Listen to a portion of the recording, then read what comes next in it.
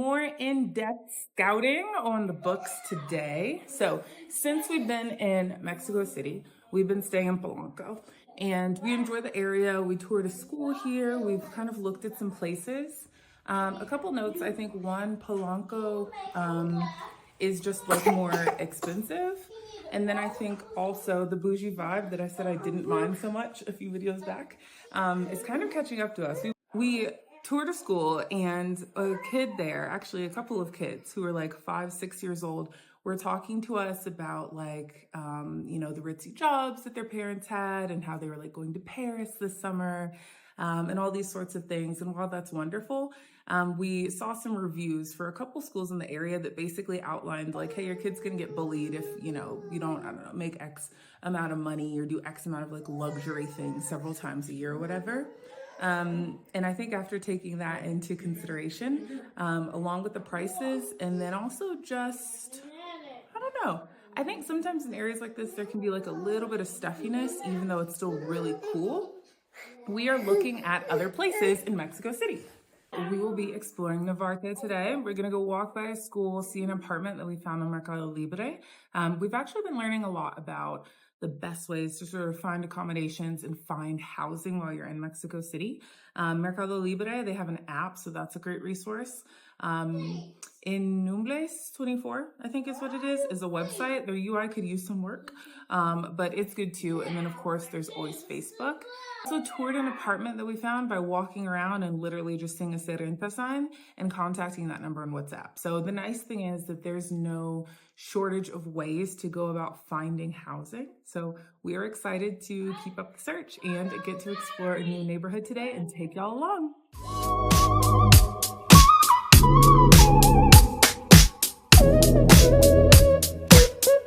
So we are exploring Narvarte. We stopped to get some food.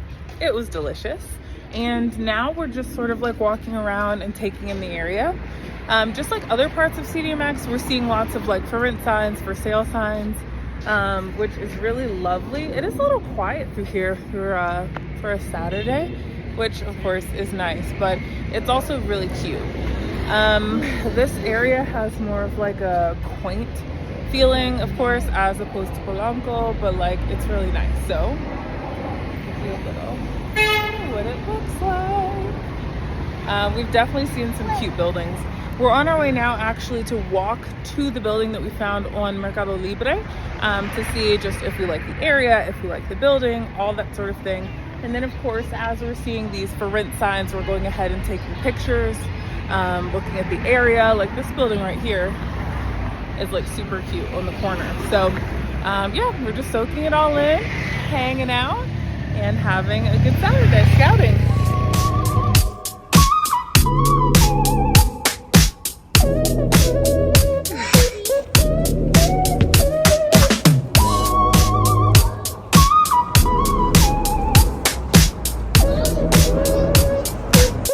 So this area is really cute, but we did notice it's a little, there's not a lot going on. It's quiet.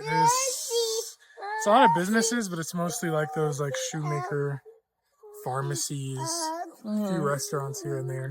Yeah, it's just a lot of small stuff, mostly residential, which again is fine. It does give it that nice, quiet, local feel, but I don't know that there's enough kind of like going on for us. Well, we haven't decided yet. We're going to see the apartment and we'll make some decisions. We're just passing the Mercado. So what's nice is, which is a lot of just booths and shops and random things for Xavier also to get distracted by. But it's very close to the, ooh, they have the blue tortillas? I don't know what they're making. But it's very close to the apartment we're looking at. So that's fantastic for a couple of reasons. One, it gives you the opportunity, of course, to shop and support and spend local, as opposed to going to big box stores. And then two, I think it's also just a nicer way to kind of like integrate into the community, right? By spending time at a local market. So this one, and it's the penthouse on this building.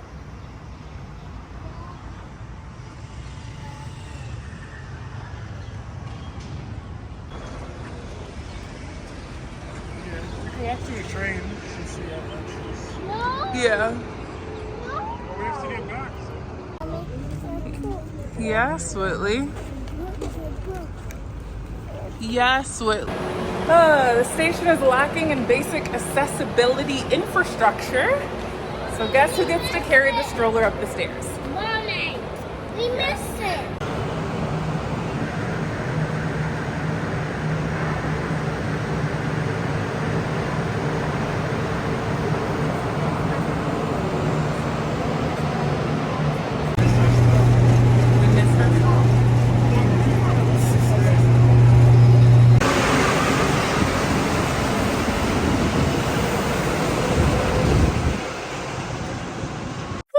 Okay, so we took the train from Narvarte to Roma. One thing about the train, I didn't see any elevators until we arrived here.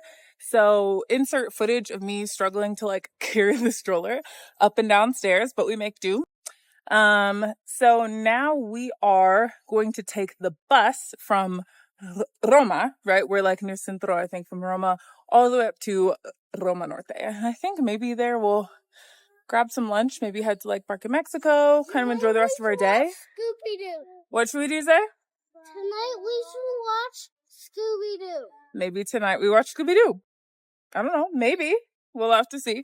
But yeah, all in all, it was interesting. I think that definitely taking public transit instead of just Ubering everywhere,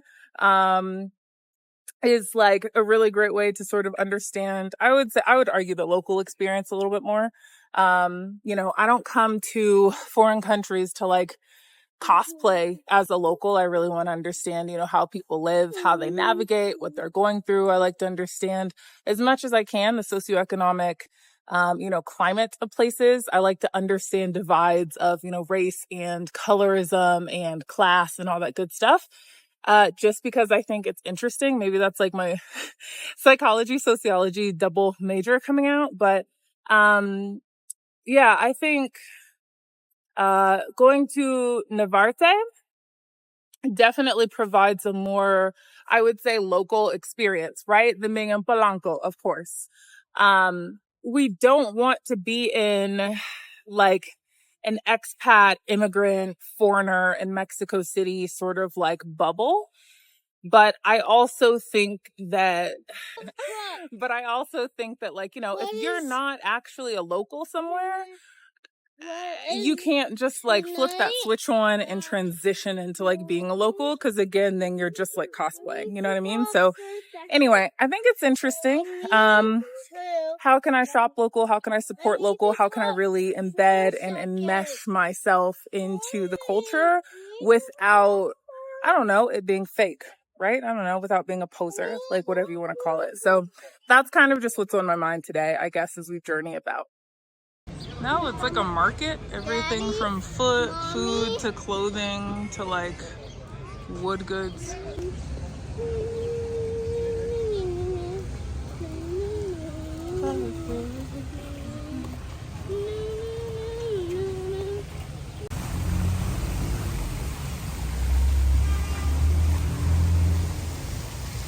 Let's go this way.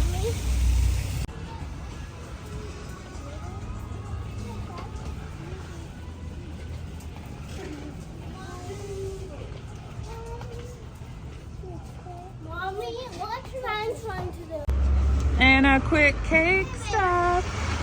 You don't want us all to sit together, Zay? Yeah. The cutest little place. Okay, Zay, this is the cake from Sora. All right, go ahead and take a bite and tell us what you think. It's good? Mm-hmm. Okay, let's see. And now try a bite of the red velvet and tell us what you think. It's okay. Oh, it's okay. Gracias. Even better. This one's even better? Okay. All right, Daddy, let's get you a bite. Tell us what you think.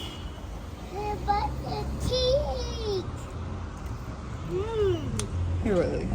See that cream cheese frosting? What do you think? Good?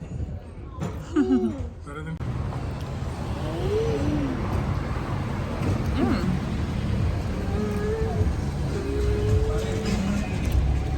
As far as non-African American red velvets go, It's pretty good.